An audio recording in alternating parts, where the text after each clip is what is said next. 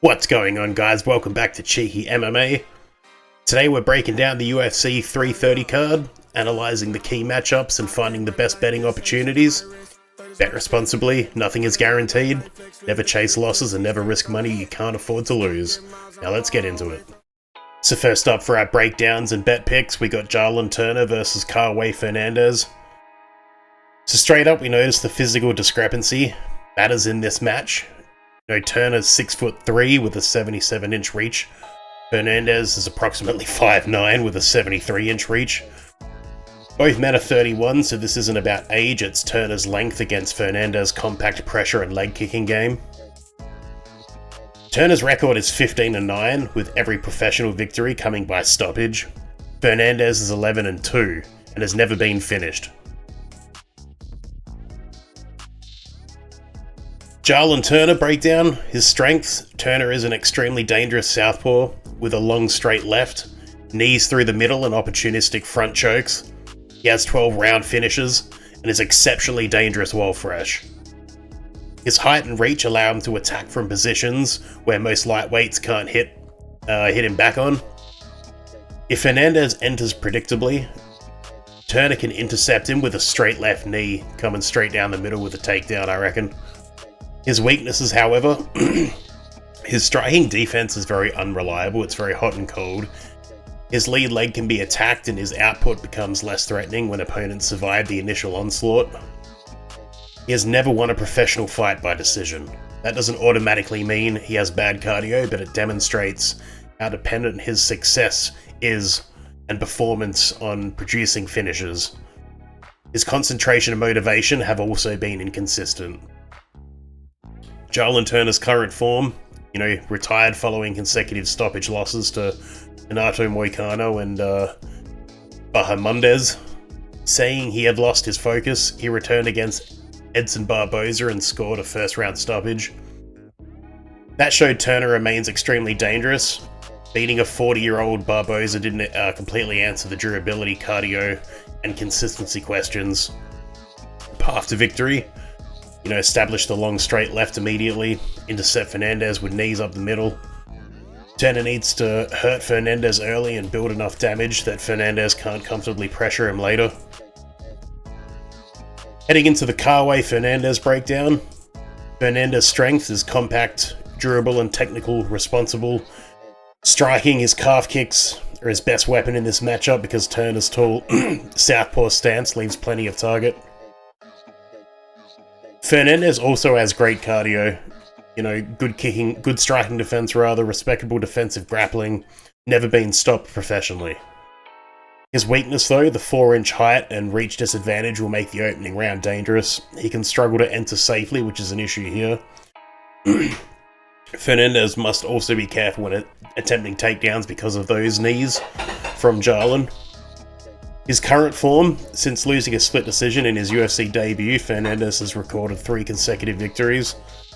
Those include a decision over Guram Kutataladze and a first-round leg kick stoppage against Harry Hardwick.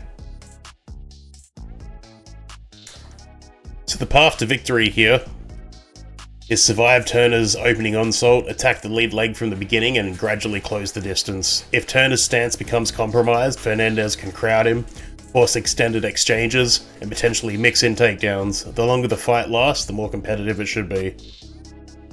My official lean is towards Turner. He has the length, the power, and the finishing capability. Fernandes has durability, defense, leg kicks, and, all of that going for him. Fernandes has never been finished. I think he has a realistic chance of surviving Turner's most dangerous period and taking over the fight as the rounds go on. So therefore I'm leaning towards Kauê Fernandes in a competitive upset. Now heading into the betting section, so for our safe bet we've got an over 1.5 rounds expected to pay approximately $1.60. Best money line we got is Jalin Turner paying at $1.65, whereas Fernandes is at $2.30.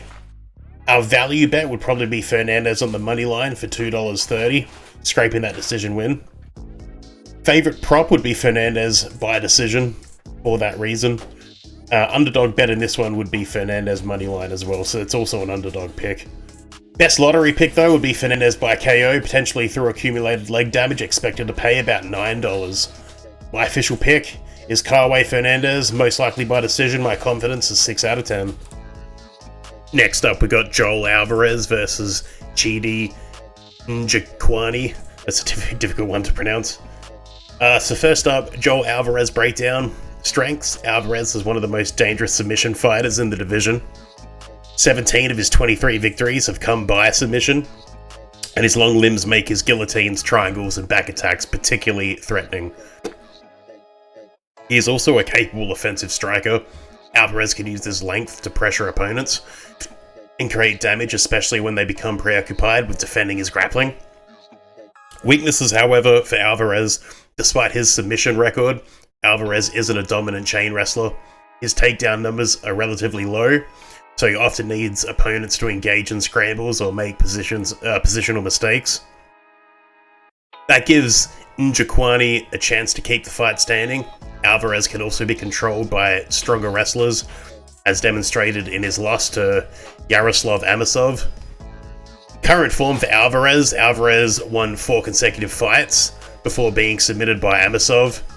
He accepted this match on 11 days after Jeff Neal withdrew. The short notice is a concern, but Álvarez was already training and helping Islam Makhachev prepare for Ian Machado Garry. He is also competing at welterweight rather than attempting his previous lightweight cut. Replacement report. Path to victory. So he needs to pressure Njokuani, force clinch exchanges and create untidy scrambles. Álvarez shouldn't contest a clean kickboxing match at long range. He needs to turn Njokuani's defensive reactions into front headlock attacks, back takes and submission opportunities. Now, with the Chidi breakdown, Chidi Njokuani. His strengths is the cleaner and more experienced kickboxer. He possesses excellent Muay Thai clinch, dangerous knees, accurate straight punches, and effective bodywork. His reach and striking experience can make Álvarez pay for poorly timed entries.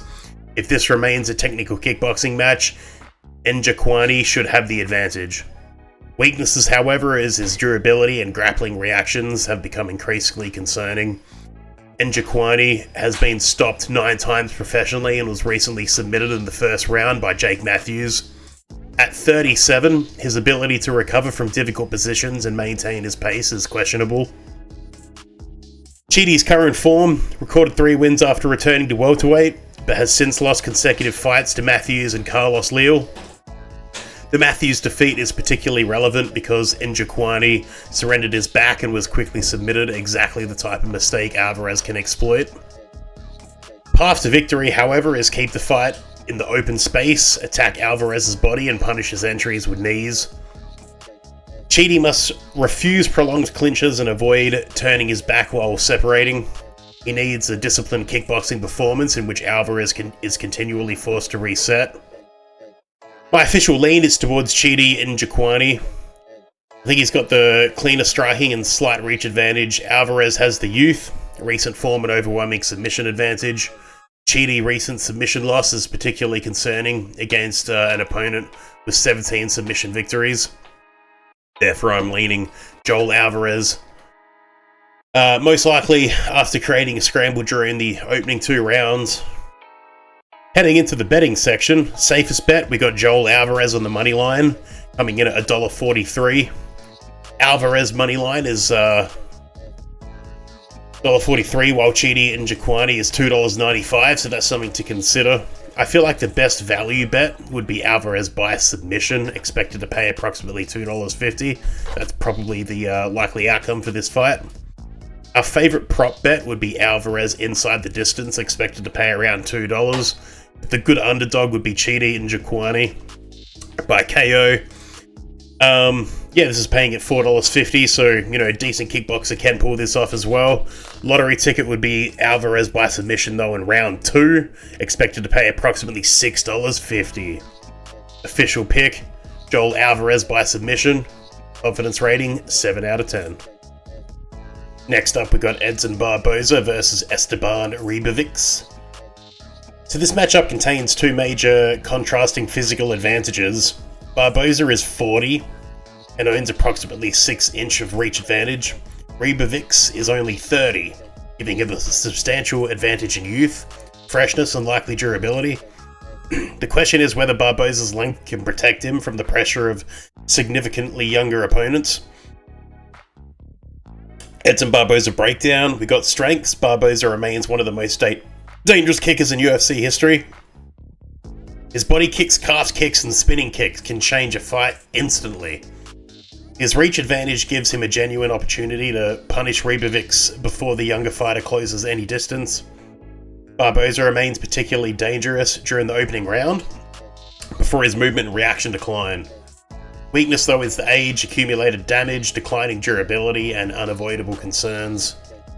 Barboza has lost 3 consecutive fights and was stopped by Jalin Turner in only 144 seconds.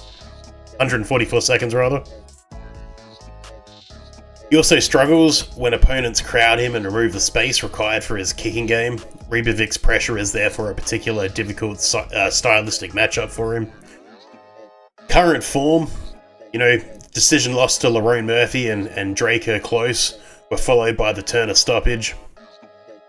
Returning to lightweight eliminated the severe featherweight cut, but it hasn't reversed the underlying decline in his speed, durability, and defensive reactions.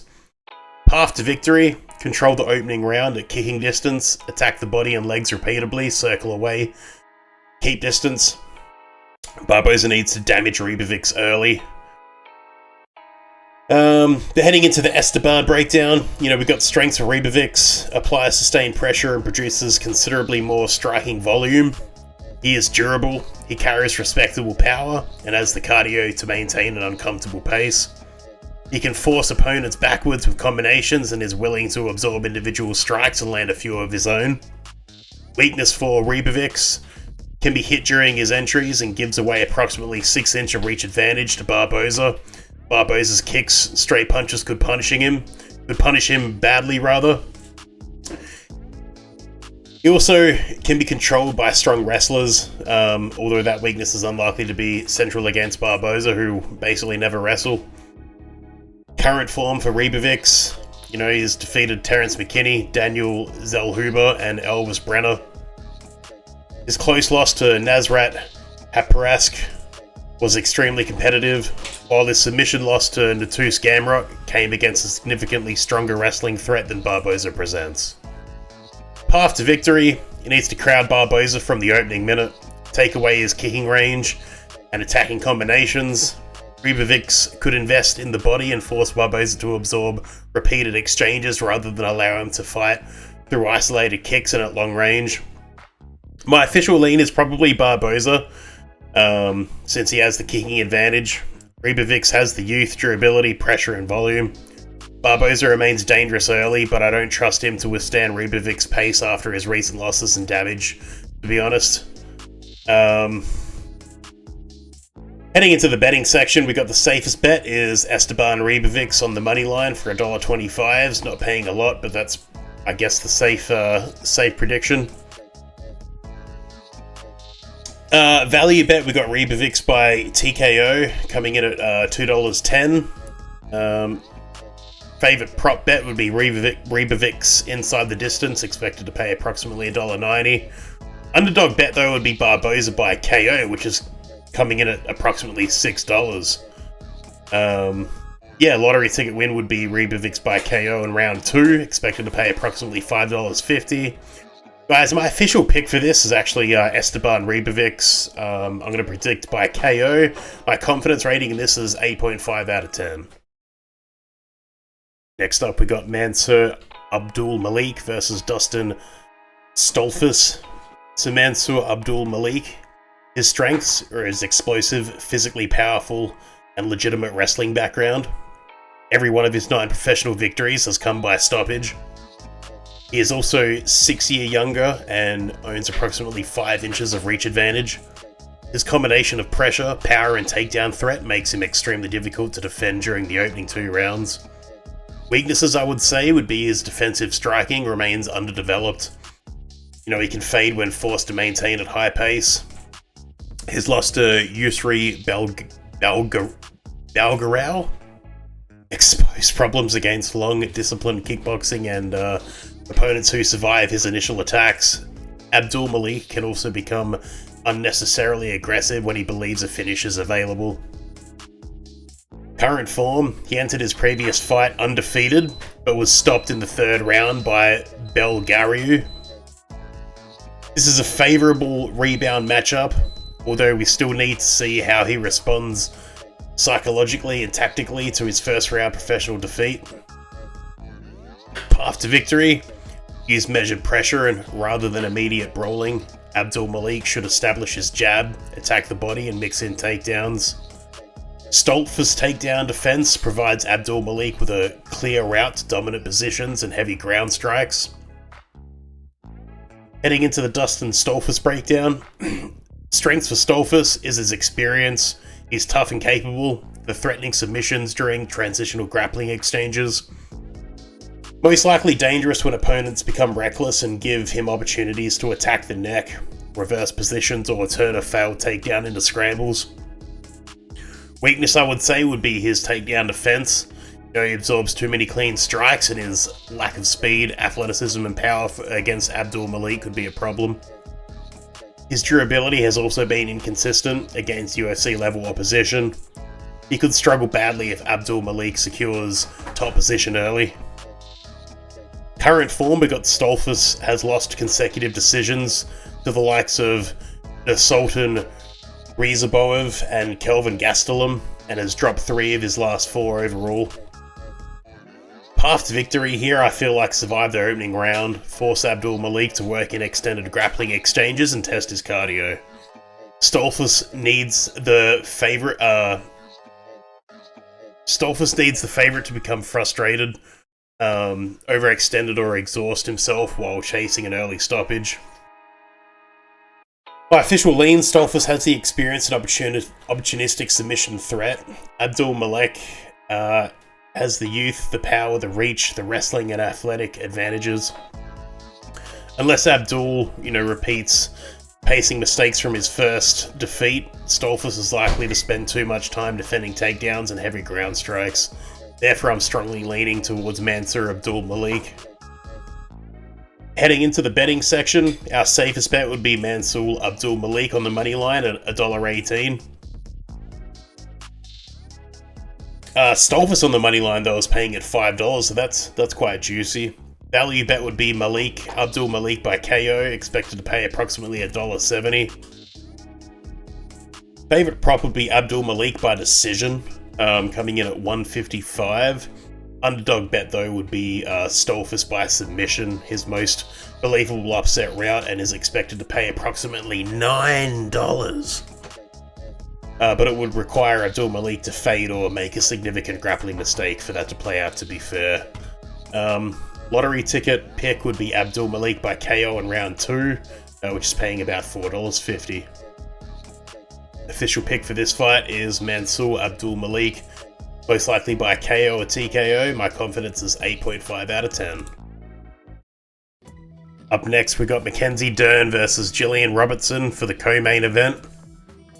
Mackenzie Dern breakdown, we got strengths. Dern remains the more technically accomplished, pure Brazilian Jiu-Jitsu practitioner. She is extremely difficult to submit, dangerous from practically every grappling position, and has developed considerably more confidence in her boxing. Her submission ability can also discourage Robertson from confidently using her greater strengths, which is wrestling and top control. Now, the weakness for Dern would be the offensive wrestling, remains her major limitation. She completes relatively few takedowns, sometimes enters recklessly, and can be forced into striking matches even when she owns a significant grappling advantage. Her striking defense also remains vulnerable, particularly when she becomes overly aggressive.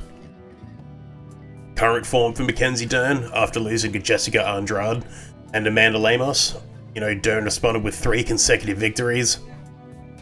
Those wins included an armbar against Amanda Ribas and a 5-round decision over Berna Jandiroba to win the championship. The Jandiroba performance was important because Dern demonstrated that she can maintain her composure and run a technical 25-minute fight. Mackenzie's path to victory: keep the center, use her improved boxing, and make Robertson pay for the obvious entries. Dern doesn't need to force takedowns. If Robertson initiates the grappling, Dern can attack submissions and reversals without assuming unnecessary risk.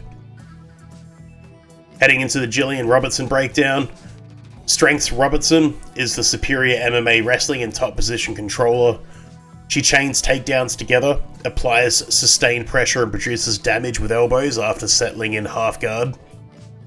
Her cardio should hold up over 5 rounds, and she has developed the patience to lose an early round before gradually taking control. Gillian's weaknesses: her striking remains less polished than Dern's, and her own takedown defense is poor. Against an elite submission specialist, committing heavily to top control carries more danger than it normally would.